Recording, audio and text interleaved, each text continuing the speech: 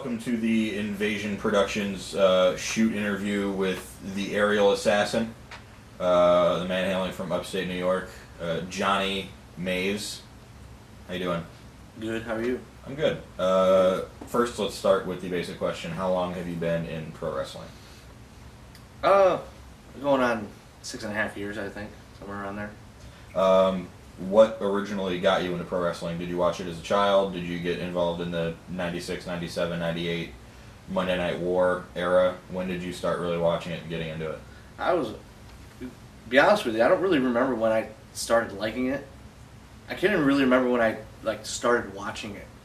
I can remember liking it and then watching it and watching a lot of the 80s stuff, with Curt Hennig and Mr. Perfect and all those guys back there, Diesel, and that's when I really got into it and started liking it. You mentioned Curt Hennig. Was he a favorite of yours? Did you have favorites that you like to watch? Even at an early age, you could identify the different guys and the different moves and stuff, and you knew what you liked. I guess I liked the traditional good guys. Uh-huh. And any particulars? I liked. I'm trying to think. Way back then. What the heck were the good guys back then? 80s, Hulk Hogan? Yeah, Hogan, and I think when Psycho Sid first came in, he was a good guy. Uh-huh. Sid Justice and Your Heart Foundation? Heart Foundation. The Rockers, maybe? Yeah, the Rockers were. Matter of fact, me and my brother was emulated the Rockers, and I was always Marty Jannetty. Uh-huh. How did you ultimately get involved in pro wrestling? Or was there a certain incident that made you decide, hey, I want to do this? Was there a certain guy or a certain show or a certain promotion that you said, you know what, I could do this and I could do it well, and I think people would want to pay to see me? Well, being from upstate New York, where there's really nothing to do, Uh-huh. never really thought I would ever do it. So I was bored one day and was hanging around, I wasn't working or something. It was a crappy day out, and I went over to a friend of mine's house who they were hanging out front throwing a football, and I was like, I'll just stop here. People I don't normally hang out with. I was so bored. I was like, I'll just hang out with these idiots. So I was throwing a football, and then Justin Cruz came out, and I was like, hey, and we went to school together and stuff. And I never really talked to him in school at all.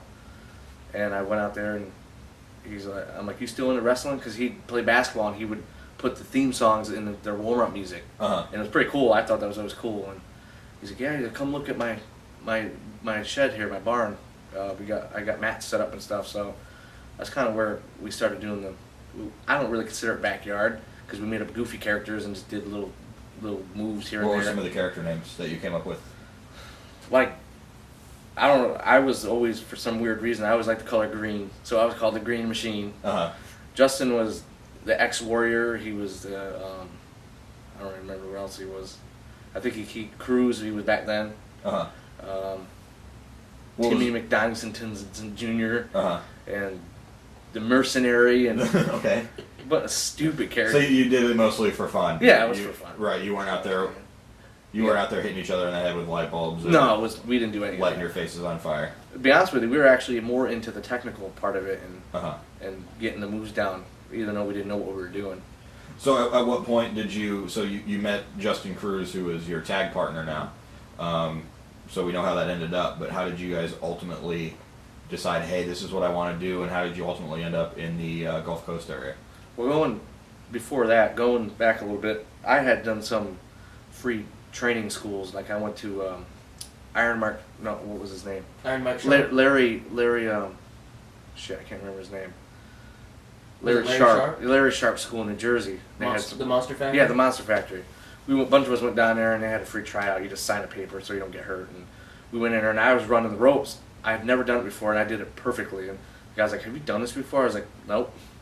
He's like, you run the ropes perfect. I'm like, that's cool. And then went back home, and then I learned, how to work left side and learn certain things and stuff. So we started doing that inside Justin's little garage there, and finally I was like, let's find a school to go to. Why didn't you continue going to Sharp School? It was wet. Well, at the time it was free, so we just did it to get in the ring. So it was a money issue why you didn't continue. Yeah, Okay. yeah. And so I found a school. I always did everything. I found the school on the internet, And originally, the only reason I picked, we were actually going to go to a school in Virginia, I think. It was one that Steve Carino always went to. I can't remember the name of it, but it was in Virginia, I believe. But that was just, it just didn't seem right for some reason. And I found an aerial picture of Gulf Breeze, and I noticed there was the or the Skull Crushers. I'm like, that's where we're going. Basically because of how beautiful it looked. I'm like, it's perfect. Let's go there. You know, it's a beach and girls and whatever. Sure. So that's kind of where and it was cheap. It was like $1,500. So. Okay, so that just kind of seemed like that was the good triple threat there. Yeah. There was a school, it was pretty, and it was cheap. Yep. So, how did you get the funding?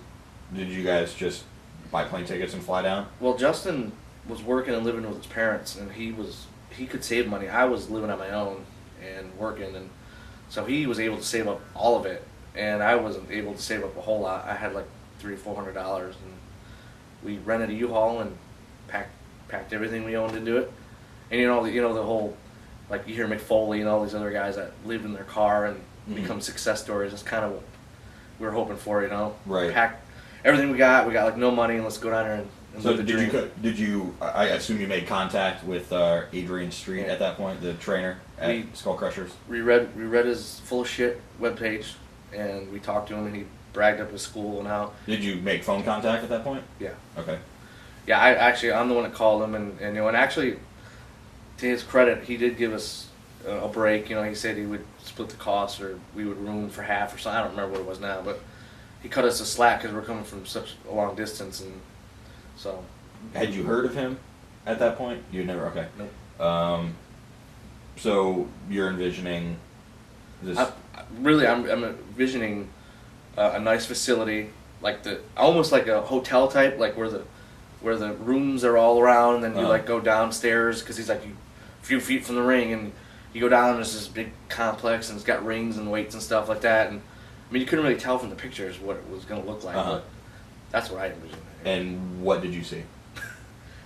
Well, we got there. Well, first of all, he wouldn't let us see anything until we paid him, which was it should have been a red flag. But sure. I was so eager to get in there. It's like, here you go. I didn't have enough to pay for it. And when he asked for the money, I was thinking that he was asking for everything, and I was like shitting bricks because I thought I was going to be homeless. So Justin. So you guys didn't come down to a place to live or anything? No, because well, he said we could stay there for $10 a day, which was like $300 a month. In the facility, or was there? There was what it was. Like, were you going to sleep under the ring, or? Well, there was a four duplex. Okay. And well, 2 on the bottom, 2 on the top, and they stayed there, and each one had 2 rooms, so they could fit a bunch of people. I don't know math, but anyway. But so we went to his house. We didn't even get to go to the school yet. We paid him what we could, and he's like, "Oh, whatever, bloody fucking." And that was a good impression. Yeah. And so we got to the school, and we looked at the ring, and it was like, the first ring the ropes were sagging. It was like this high off the ground, and it was horrible. And then the other ring was inside this little red building, and it wasn't even a ring. It was like the floor and ropes connected to the wall. Were they tight? No, they were worse than the ones outside. They were like fucking lawn hoses or something. Garden hoses. Did you bring it up to him? No, the guy was pretty big, and he'd probably kill me. Okay. Plus I was scared to be there. It was the first time moving away from home, and right. Didn't really know where I was, and so. So, I imagine the initial training, the actual taking the bumps and running the rope.